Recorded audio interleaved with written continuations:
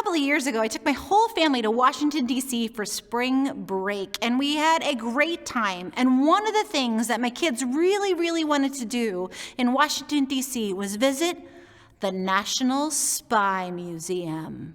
Oh, yes. And yes, it is absolutely as cool as it sounds, the National Spy Museum.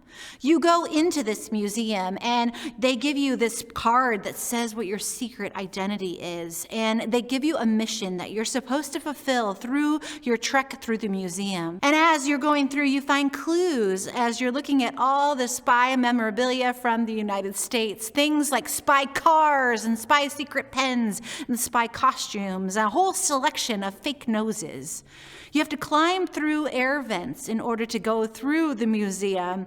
And it is so fun to look at the history of spying in our country, or at least what they're willing to tell you.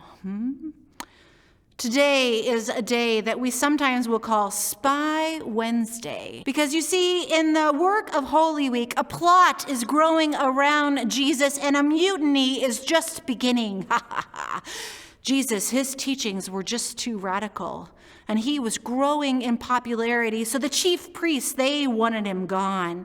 They wanted him dead, but they couldn't do it themselves because that was unlawful. So instead, they needed Jesus gone. And it was dangerous to make sure he was. So they plotted. The Bible says, then Judas Iscariot, one of the 12, went to the chief priests in order to betray Jesus to them. Dun, dun, dun. For Jesus, what he was doing was just too much.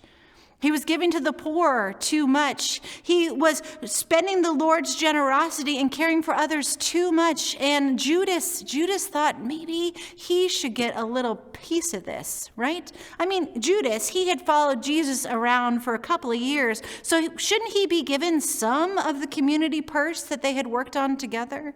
You see, Judas, he didn't really care about the poor. He just wanted a little nip of this for himself. So Judas, he became the spy. He plotted against Jesus. He met with the chief priests and became their person. And he would become the guy to betray their master. He would lead them to Jesus where he was so he could clearly identify him and give him a quick kiss so that they would know that this was the man they were going to arrest. Judas would become their secret agent. And he asks the chief priest in the book of Matthew, he said, "What will you give me if I deliver him over to you?"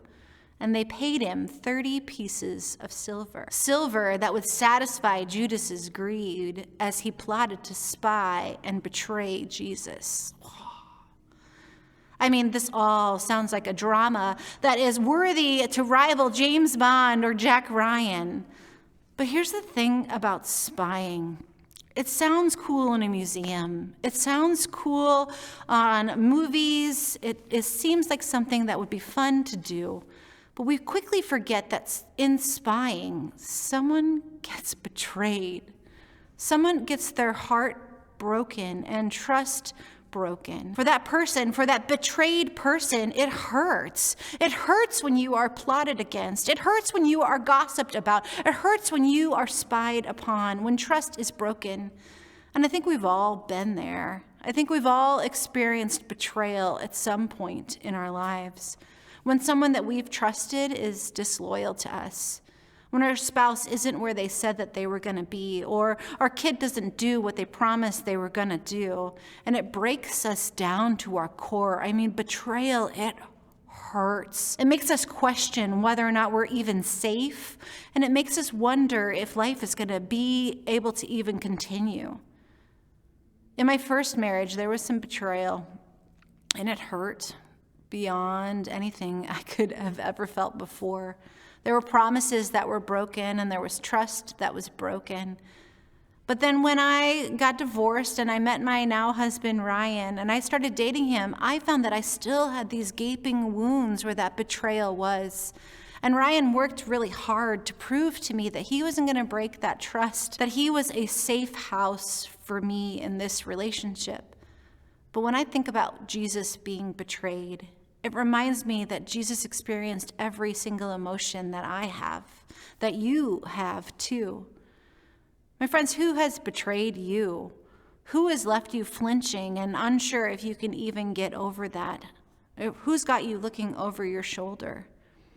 Friends, God will never betray you or leave you or forsake you. And God knows how it feels because God has been there. Thanks for joining me this Spy Wednesday as we look at Jesus' betrayal, as we continue our journey on towards the cross here on Friday.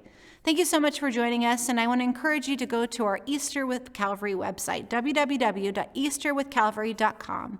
If you're somebody who's joining us on Facebook or on YouTube, would you go ahead and share and subscribe? And if you know somebody who could use this message, maybe somebody who's felt some betrayal in their life, would you tag them in it? If you're joining us on cable access, thank you so much for being here with us tonight. We'll see you guys next time.